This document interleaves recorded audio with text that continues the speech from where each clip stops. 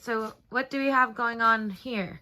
Well, I've been doing this so long in the shop, I just assumed that it was common knowledge to everybody, but my apprentice advised me otherwise. So we're going to do a quick little vid on basic tools that I use in the shop, starting with the screwdriver. This is your basic screwdriver. It's called the straight edge or blade, and that is used for this type of a screw with a slot in it. And it's always good to use the right size screwdriver for the right size application. So many different sizes. Next is the Phillips screwdriver. A man named Henry Phillips came up with this idea. It's like a 4-blade pointed, and it's basically meant for a better grip, and it is a better grip. That is your Phillips head screw. Again, many different sizes. Allen wrench is a hex 6-sided wrench used for Allen screws. Allen screws is an inverted hex head, and that's how that works. You can't get a better grip than that. And again, this is your Allen screw, Allen wrench. Comes in many different sizes. Stick wrench is your open end. Open on both sides. Comes in many sizes. That's your open end wrench. Next is your box, what we call a box wrench. It's closed on both sides. Why would you use a box wrench instead of an open end, and where would you use an open end? Well, open end you use on a hex nut. This is your hex nut. That's your hex bolt, 6-sided. That is what the open end is meant for. So you want to use open end on a hexagonal. You can use either or, but we'll get to something here in a minute. Your box is also, it's closed on both ends, like I said, and it is also used on the hex nut, hex bolt. It's made so you can shift to a lot of different positions where you can't do that with an open. You got to go either there or there or there. And this has so many slots in it. You can go here like this. Now this is your standard wrench. It's open, universal, I guess you could call it. It's open on one end, box on the other end. That is your mostly used tool in the shop. As you can see, comes in many different sizes. Next, I don't have it down here, so we'll bring it down, is your ratchet wrench. It's open on one end. On the other end is a ratchet. Uses on,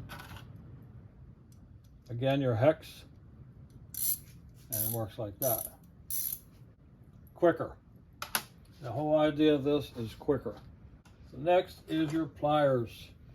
Pliers is used to grab things or hold on to things. It comes in many different sizes. Another type of pliers is your channel lock. You can move it to a different size and lock it in. That's for a better grip. Like so. Next is your needle nose pliers. It's meant to get into tight spots and grab things or hold on to things. Comes in different sizes, different shapes.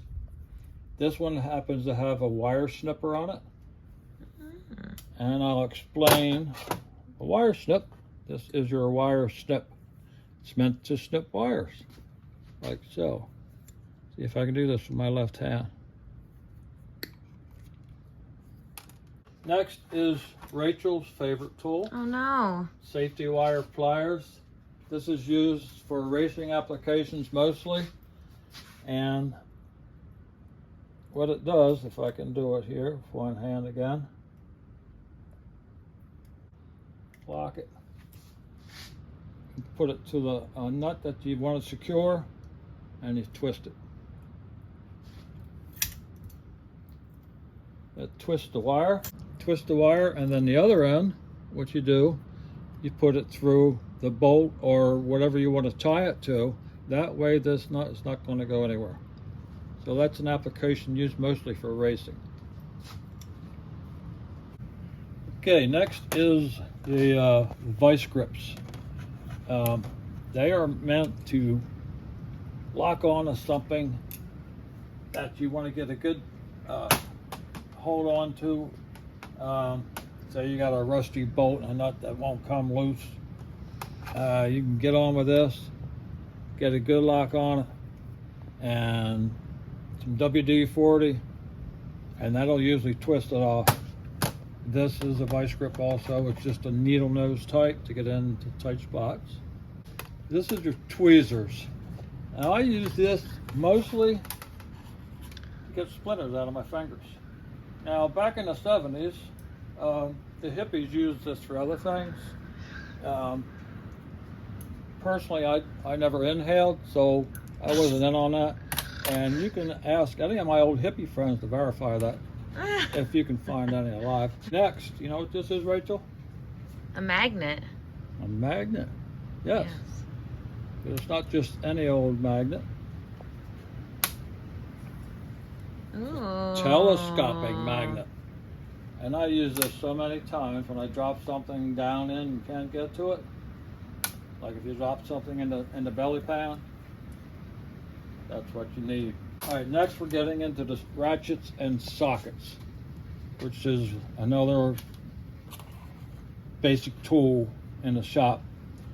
Different sizes: 7/16, 3/8, ½ inch.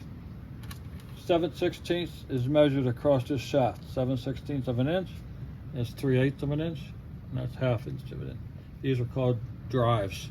There's 7/16 drive, meant for little itty bitty guys, sockets, many different sizes. Next is your 3/8. This is your most widely used drive in the shop. This is an extension. You need to get into places. Sockets, many different sizes.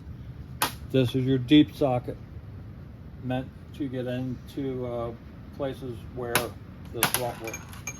Next is your ½ inch drive. That's your more or less heavy duty ratchet set. Again, many different size sockets, extensions, deep socket, all goes together like that. Many sizes. Next is your ball peen hammer. This is used mostly to shape metal or peen over a shaft or the end of a bolt, so you don't want the nut to come off. So it's called your ball peen hammer. It comes in different sizes. Next is your adjustable wrench or crescent wrench.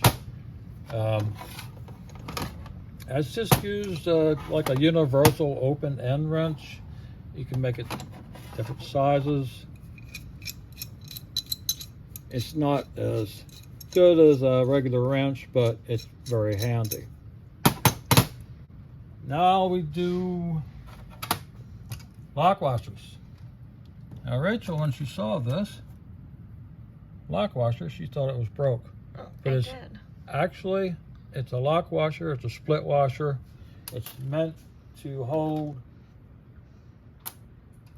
it's a fastener meant to hold your nut in place so it doesn't turn off.